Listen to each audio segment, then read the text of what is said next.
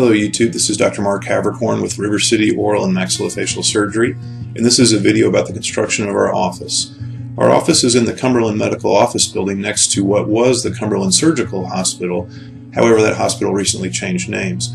We're on the 1604 access road inside of 1604 between I-10 and Vance Jackson. Here's the building with the star on it now.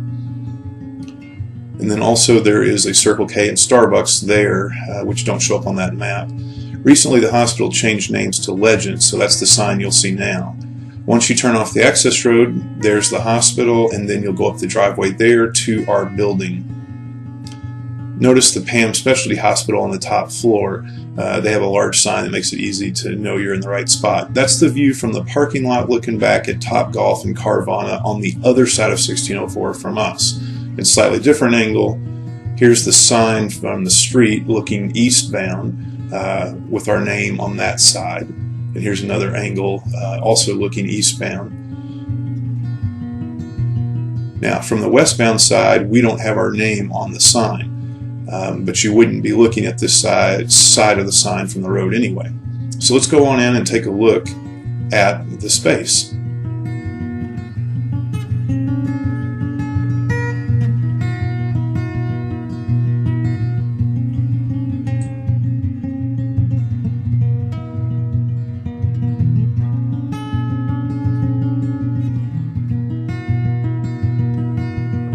Now the question is, how did we get from this to this to this?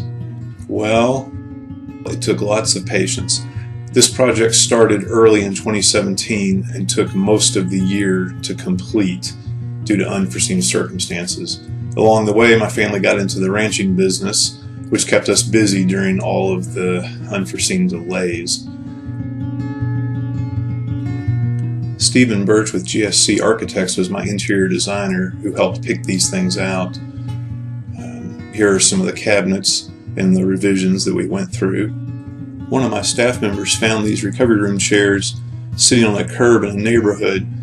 I went by and spoke to the owner, and he said he was just trying to get rid of them and didn't want any money for them. I thought I'd scored a really great deal on that. And was super excited because these chairs normally cost like $1,500 to $2,000. Here they are in my garage waiting to be recovered. Their dog had chewed them up. We spent some time picking out fabrics and trying to decide what would match our color scheme. Here's some of the stuff from the office laying on the chair, trying to make sure we liked the fabric pattern.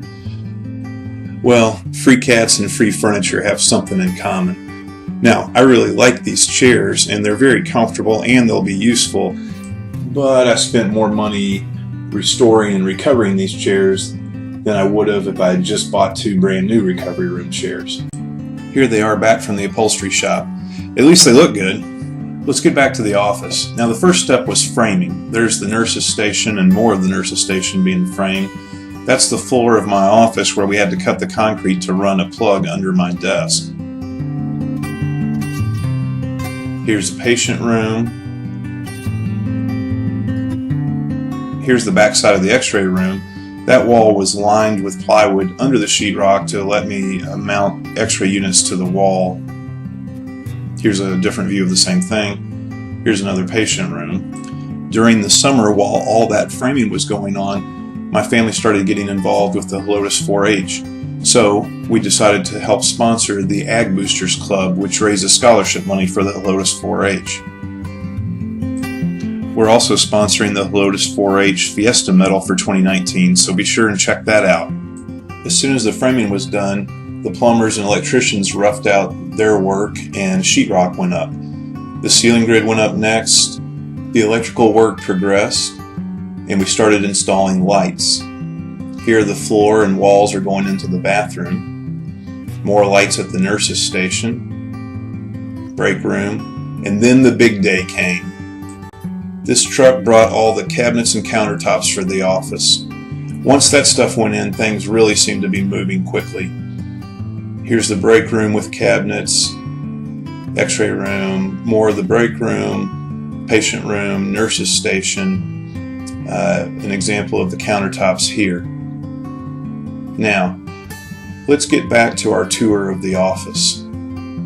I'd like to show you a comparison of before and after. So here's the waiting room earlier in the process.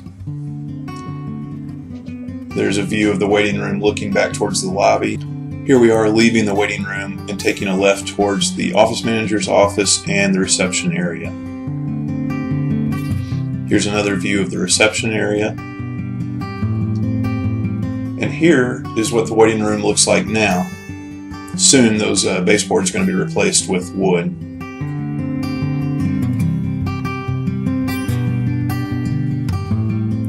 If you take a right from the waiting room, you look down this hallway towards the front of the building and the break room. And here is the break room a few weeks ago. I tried to get the contractor to leave it like that, but he said my staff wouldn't like it. And here is what the break room looks like now. Coming out of the break room and going down the front hallway here, you come to the first patient's room. Here it was a few weeks ago, and here it is now with the millwork and floors in.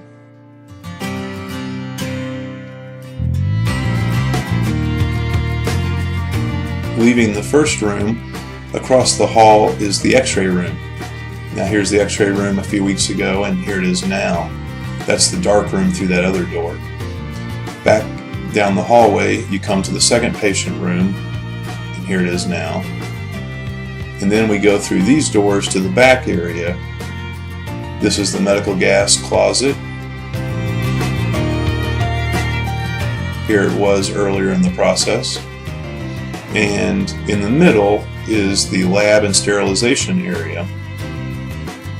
You can see there's a computer desk there, and then the sterilization area as well. That's my personal office in the corner.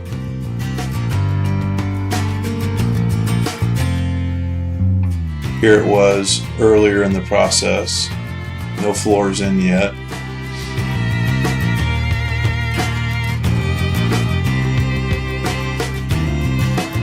And here it is now with the carpet in.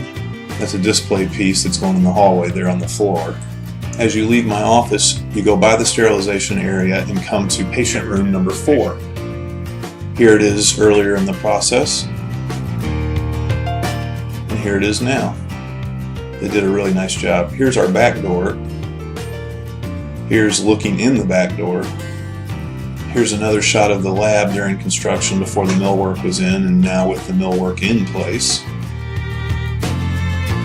And turning to the right, here's patient room number 5 with the millwork in place. Turning to the left, behind the nurse's station is our largest patient room number 6.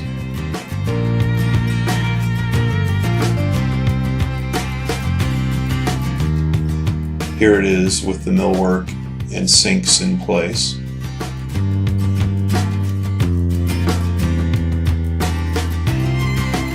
There's our medical gas hookups.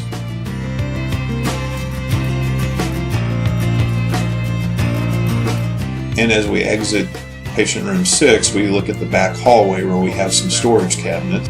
Going through this door leads us back to what we call the front of the office. Here's the staff restroom on the right. And as you keep going, you come to the office manager's office. Here's the manager's office earlier in the process. And here is the IT closet with the rack my father-in-law and I installed. He also helped me run all of the cables throughout the office. Cabling the office was a great learning experience for me. We bought our supplies, at least the majority of them, from Data Optics here in San Antonio, Texas. There's their front counter. Those guys were super helpful. They answered a lot of my questions and gave me some good advice, and I really appreciate them. So go check them out if you get a chance. There's the punch down tools I bought from them. And here's a server rack that I bought from them. It's the one you saw in the closet. We were discussing different options for the rack, and I saw that sitting in their lobby for $150, and I jumped on it. I mean, that's a great price. So here are the cables coming through the ceiling, kind of dressed up a little bit. And here they are routed into the rack, at least partially routed. Here we are punching down the patch panel, and here's the patch panel installed.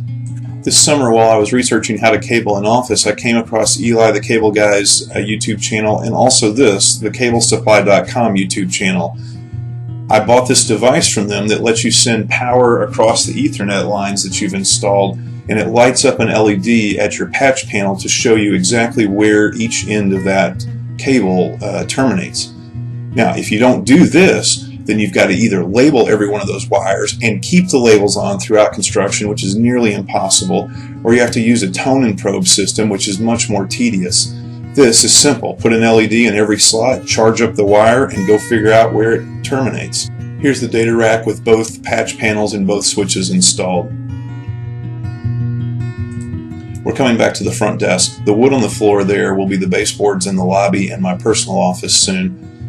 Those two books there on the counter are coffee table books I got at Buc-ee's in New Braunfels. Guys, we're excited to be opening up in just a few days. River City is an intentionally affordable practice with lots of experience. We can handle the complicated cases. We can handle medical complications. We are here to provide value to you. So please give us a call if we can help you. Our phone number is 210-778-0002. And if you're coming from out of town, we can help you with transportation and hotels. We would love to see you. Thanks, and have a great new year.